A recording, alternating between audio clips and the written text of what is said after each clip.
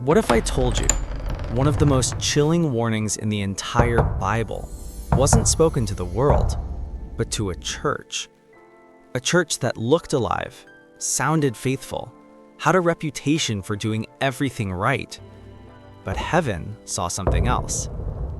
Because in Revelation chapter 3, Jesus delivers messages so intense, so personal, that they feel less like letters and more like a courtroom verdict. And one of them contains a terrifying sentence. "You are neither cold nor hot, so I will spit you out of my mouth." Tonight, we're stepping into Revelation 3, a chapter filled with mystery, hidden danger, and a final knock that could change everything.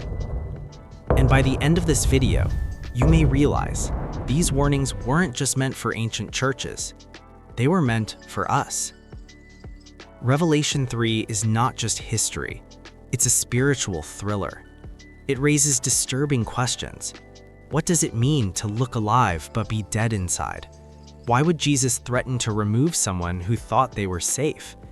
And what does it mean when God stands outside, knocking, while people inside believe they already have him? To understand the weight of this chapter, we have to go back. Because these were real churches, in real cities, with real people, living under real pressure.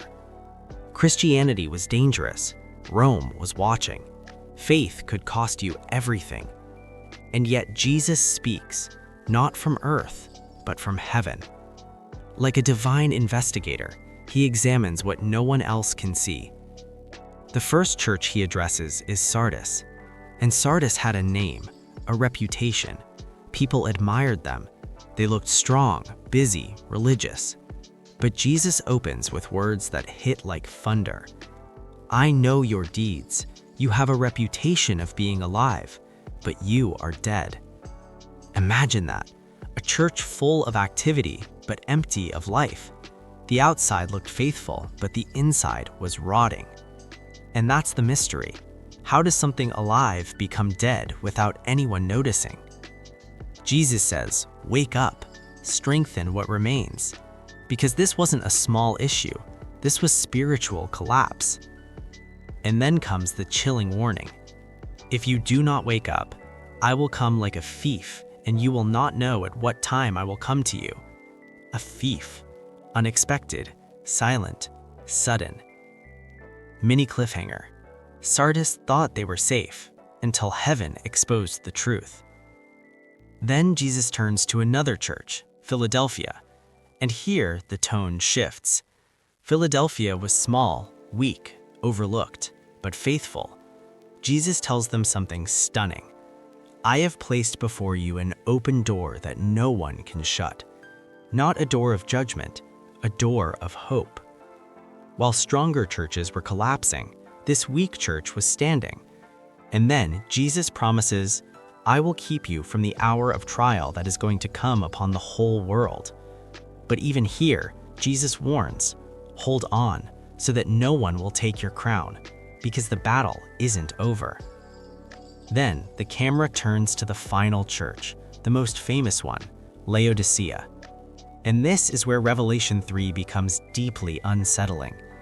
Laodicea was wealthy, comfortable, successful. They had money, resources, independence. They didn't feel desperate for God because life was good. And Jesus' words arrive like a knife. "I know your deeds, that you are neither cold nor hot. I wish you were one or the other. But because you are lukewarm, I am about to spit you out of my mouth." Lukewarm. Not rejecting him, but not surrendering either. Faith without fire. Religion without hunger. A church so comfortable it doesn't even realize it's drifting. Laodicea thought they were rich. Jesus says, "You say you are wealthy, I need nothing, but you do not realize you are wretched, pitiful, poor, blind, and naked." This is the twist. The church believed they were spiritually fine, but heaven saw them as bankrupt. And then Jesus offers counsel like a final lifeline. "Buy gold refined in fire, white clothes to cover your shame, and salve to open your eyes." In other words, you need awakening. not appearance, not routine, not comfort. Then comes the most emotional moment in the entire chapter, the final scene. Jesus says, "Here I am. I stand at the door and knock." Think about that. Jesus outside, the church inside. How does that happen? How does a people so convinced they belong to him end up shutting him out? And yet, he doesn't break the door down. He knocks, patiently, mercifully, waiting. "If anyone hears my voice and opens the door, I will come in." This is the final gut punch. Revelation 3 is not just warning, it's invitation. Even to the lukewarm, even to the drifting, even to those asleep, the knock still comes. And that knock could be happening right now. So here's the question that Revelation 3 leaves hanging. What if you've been close to God, but not truly burning? What if you've looked alive, but something inside is fading? What if Jesus has been knocking and you've been too distracted to hear? If you're still with me, drop a comment saying "I'm still here" and tell me what state you're watching from in the United States, because I want to know who is really listening to this message. Revelation 3 ends with one last promise, a promise for those who overcome. Jesus says, "To the one who is victorious, I will give the right to sit with me on my throne, just as I overcame and sat down with my Father." So the story ends not with rejection, but with reward, not with darkness, but with a throne. The same throne John will see fully in Revelation 4. And that's the haunting beauty of this chapter. The warning is real, but so is the invitation. So what do you think? Which church feels most like the world today? Sardis, Philadelphia, or Laodicea? Was Jesus' message terrifying or comforting? Comment below. I'm reading every single one.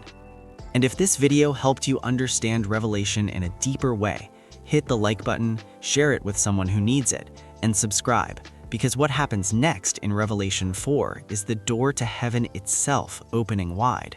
And trust me, you don't want to miss it.